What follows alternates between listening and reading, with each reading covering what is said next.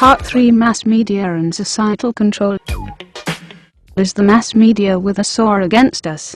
The mass media is a liberating system of communications. It is our window on the world, a means for virtual travel into the lives and creativity of countless creative products that entertain and inform via implicit and explicit messages.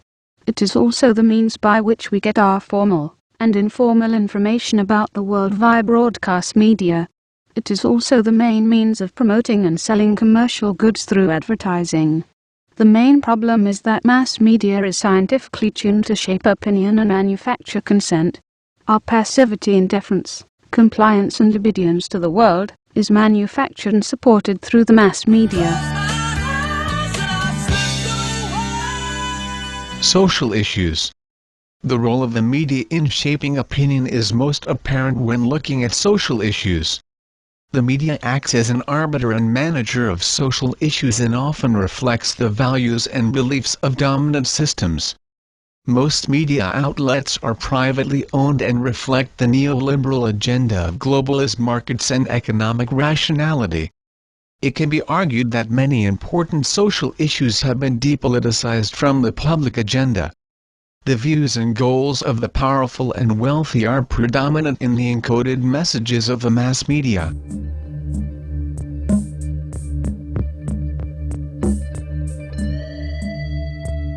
Resistance to the message. Most of us do not resist the sensorium of color, image and code of the mass media. We need to be entertained, and much of it appeals to our need to laugh and unwind. The mass media is in the business of making profit. Should we allow the media to gloss over the truth in the pursuit of profit? Whose profit? Should there be an active public debate, or should we allow the media and our representative leaders to continue to pursuing their goals at the risk of the continual erosion of social democracy? The world that our children will inherit will need their concerted effort to save it and themselves. Are we training them to do this? The environment. But what of the mounting list of ecological and social problems that plague our modern societies? Increasing social inequality, declining social justice, perpetual wars on terrorism, the endless cycles of economic boom and bust, the collapse of banking systems and the loss of public savings, the rate of unemployment in poor communities, the rise of endemic disease, the abuse of children, the quality of air, water, food and soils, the loss of species, the loss of natural habitat and the rise in industrial pollution from plastics and toxins. And the list continues. If I were a rich man, Economics and perpetual growth. A case in point for the irrational nature of the modern globalist economy is the continual need for perpetual growth. On a finite planet, our current human activity will eventually exhaust all natural resources. We must not assume that there will be a scientific fix. We can't just up and move to another planet. Is this worthy of consideration? Should you be concerned? Part 4. The Teaching Challenge. To engage this calamity and societal imbalance is the only way forward. The process of recalibrating the aims and goals of society is not difficult. A widespread reinvigoration of public values and beliefs is required to create the necessary momentum for change.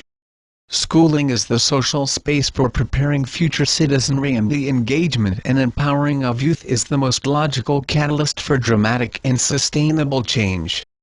The current imbalances of consumer society are not fair or sustainable, and many options and pathways are open for examination and realization. There is nothing wrong with business other than the lack of consideration for factors that result from bad decision-making. These things can be changed. The impoverished society. Poverty causes chronic stress in families and communities. Poverty affects academic achievement and reduces vocational expectations. Poverty inhibits mental growth, is connected to learning deficits, imposes health and safety issues, and restricts access to cultural experiences. Poverty stifles personal confidence and invokes fear and self-loathing. Poverty is frowned upon and discriminated against. Poverty is often generational, and is a major factor for the downward spiral of underachievement, and sets the stage for low esteem, loss of access to dynamic society, and perpetuates behaviors that lead to marginalization and social degradation. We can eradicate poverty. Reshaping attitudes and new dispositions. Strategic development of a more complete educational domain that incorporates the cognitive, affective, and psychomotor. Schools need to limit stress within the school by assessing the school's affective domain and creating strategies to reduce student stress and cycles of negativity. The invigoration of the school curriculum by examining and refining content and the employed methods of teaching. The adoption and development of a school-wide learning community ethos that seeks to improve student emotional experience of learning by sharing best practice and transformational mentoring. The inclusion of real-world issues in the curriculum and the activation of a community-wide development of school/community forums and ideological platforms. The recognition of contribution and success in the pursuit of a better school. School vitalization. Schools must change, and want to change. Schools must become centers of mindful intervention. Schools must develop relevant and provocative pedagogy. Schools must become centers for developing community leadership. Schools must develop collaborative and mentoring behaviors for sharing of knowledge, values and beliefs. Schools must actively seek to provide a supportive emotional environment. Schools must actively promote debate about current issues, and develop policy which supports sustainable and ethical platforms for society. Schools must delete the crap in their systems, and seek to develop a moral compass for the whole community. Schools must continue to self-monitor and self-assess performance, and seek to develop and broaden its intellectual scope. To adopt this vision is to advocate happier, healthier schools. The upward spiral. Happiness has a positive effect on performance and performance on happiness. The reduction of stress and pressure on students enables students to develop positive understandings of their potentials and encourages greater engagement long-term.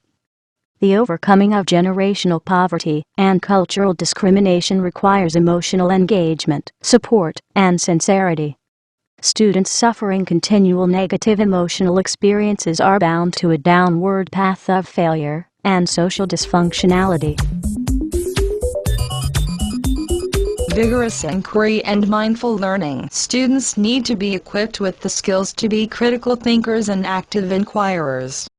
Students need to develop and engage with deep conversations on the real world. Students must engage with mindful teachers and mentors who challenge and scaffold paths forward in difficult and contested political debate.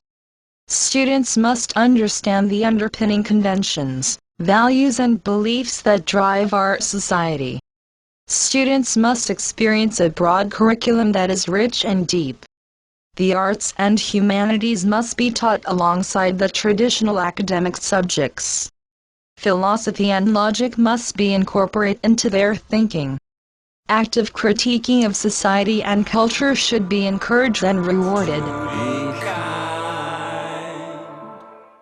Empathy for living futures. Society is manufactured, and we are the product of numerous systems. Citizens want a more active role in determining the shape and behaviors of society. The current model of representative democracy has failed, and we have growing social inequality and the increasing dominance from faceless global corporations who lobby and assuage governments to their bidding.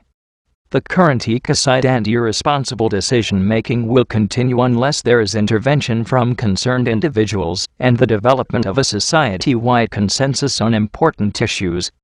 Those generations to come must be informed and allowed to make decisions that will shape the world in which they will live and manage. All talk, no action, 21st century learning. What happens if schools and communities fail to revitalize the nature of schooling? Does your community have a say in the politics of society? What powers of engagement will communities have in the provision of work and community services if they are not politically active? Should schools accept competence-based education to the detriment of intellectual development and inquiry-based education? When is vocational education of value? Leadership through schools. In the emerging socio-economic and cultural context, communities need to develop forums and platforms for developing the community voice. Schools are the most obvious and connective mechanisms for this purpose. School leadership should be chosen on its ability and commitment to developing an outstanding community-based learning center. Leadership should be encouraged throughout the community through the creation of an emotionally supportive domain that seeks to develop leadership qualities in all members of the community. The affective domain and pedagogy. Historically, schools are not emotionally supportive, but rely on students being self-reliant or supported at home. The emotional deficits of students aids the sorting of students into catchments of ability in class.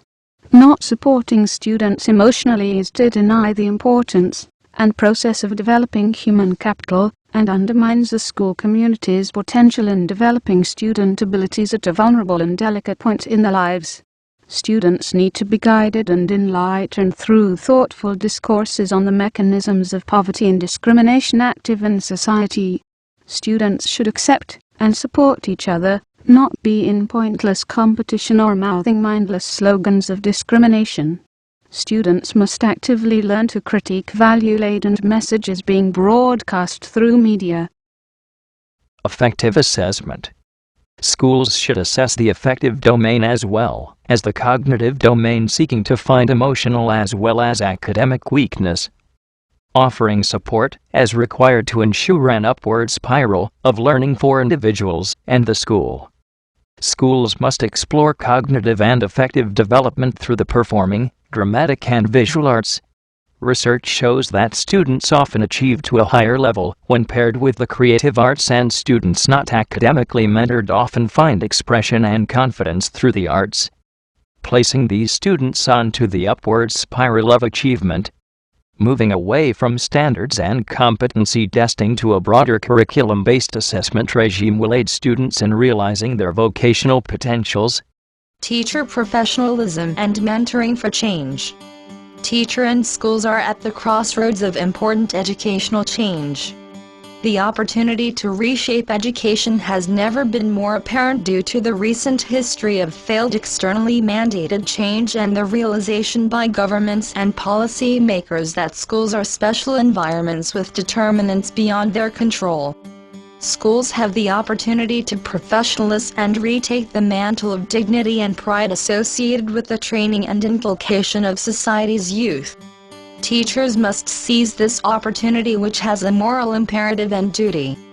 Teachers need to actively develop professional communities that foster collegial support structures and mentor quality teaching. Schools are now deemed highly political social spaces that need to be filled and occupied. If they are occupied by unimaginative and uninspiring individuals, then those schools will fail its students and community.